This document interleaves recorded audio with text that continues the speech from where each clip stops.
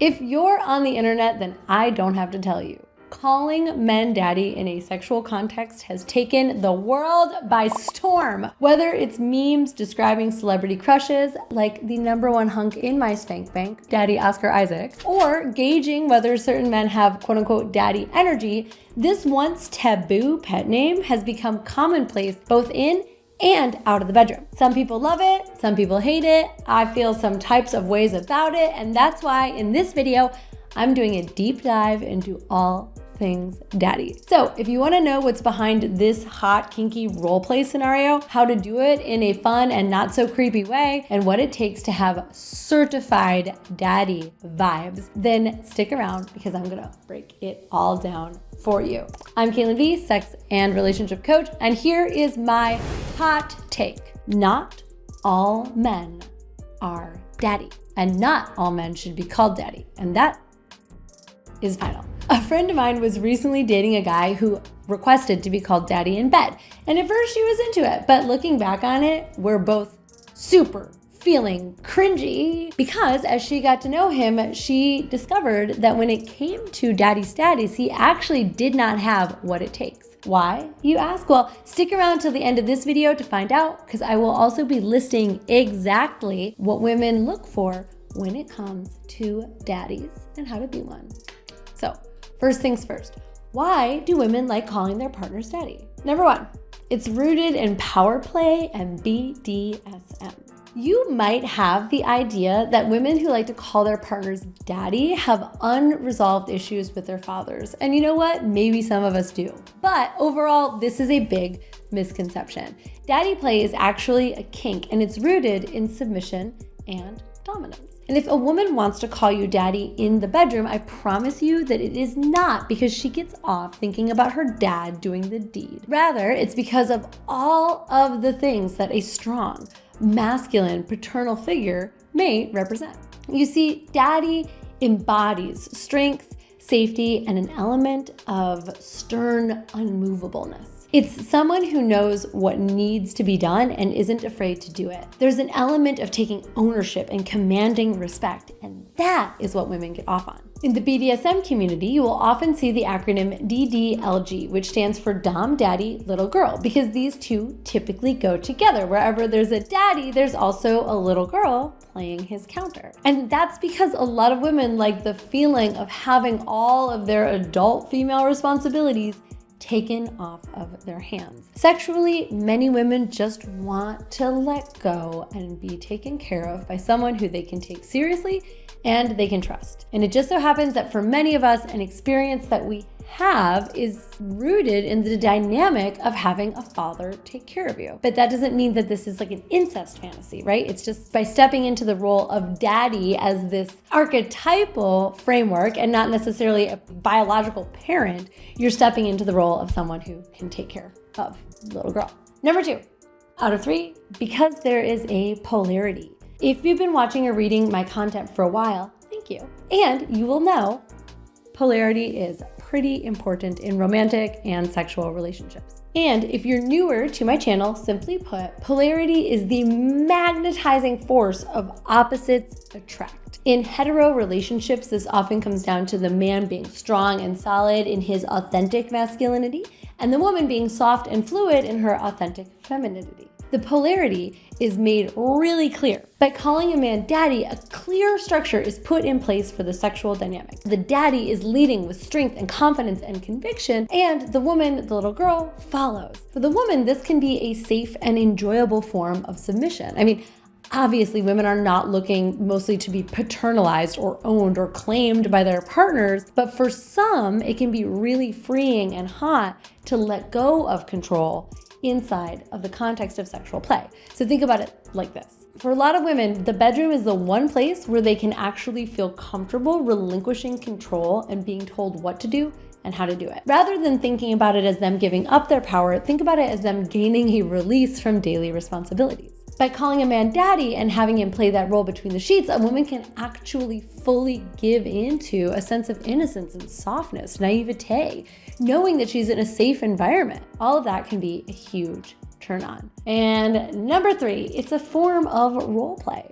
Aside from being rooted in dominance and submission, calling a man daddy in bed and taking on the part of the little girl is a form of role play. And this is an important thing to remember, because the thing about role play is that it is a form of escapism from regular life. A woman might be interested in letting go of responsibility or being made to feel small and helpless. She might be into the dynamic that's rooted in punishment and reward. She might like validation, like being told that she's a good girl after or during sex. Or being cared for by a parental type figure might just be psychologically very healing for her. When it comes to calling you daddy, there are a lot of different roles that both people play in that dynamic. Like for you, are you a stern, punishing daddy who's cold and emotionless? Or maybe you're the opposite. You're a warm daddy who doles out reward and praise, and that turns you both on. As for her, is she daddy's good and obedient angel or daddy's bratty, naughty little girl? There are a lot of directions that you can go in. Whether it's you or your partner who wants to explore the world of daddy play, it's always a good idea to have a conversation about why you like what you like and how you want to engage with it. Knowing exactly what turns you or your partner on in any sexual dynamic is critical for making you both feel comfortable, and it goes a long way towards ensuring that you're both having your specific needs and desires met. And of course, if one of you wants to get into daddy play and the other one doesn't, you can always have a conversation about other ways to fulfill that need or play with that dynamic. Like maybe you don't want to be called daddy, but you could be called sir or even master. Also, if it's not obvious already, everything about this kind of play is determined by the people engaging in it. In other words, make it your own. There is no right way to do this. Just what works for you. And with good communication and a little bit of compromise, I guarantee you can come up with something that gets you both off. So, the million-dollar question, what makes a man daddy material? Here's a hill I am willing to die on. The title daddy is earned, not given. Like I said in the beginning of this video, not all men are daddy material, and that is okay. Let's get over the idea that every guy has to be the exact same thing. Not all women are attracted to daddy types anyway, okay? Like don't try to be something that you're not. Like the guy who I told you about earlier, the one who my friend was seeing. He wanted to be called daddy, but he started displaying a lot of red flag behavior. I'm talking emotional immaturity in the relationship. And eventually she just couldn't take him seriously. Like she could not even call him daddy, even just in bed, let alone outside of it. So what does it take to earn daddy status? Number one, daddy is in command. If you want to be called daddy, single most important trait that you can have is confidence. And I'm talking about all areas, especially in sexuality. You have to know what you want and be comfortable asking for it.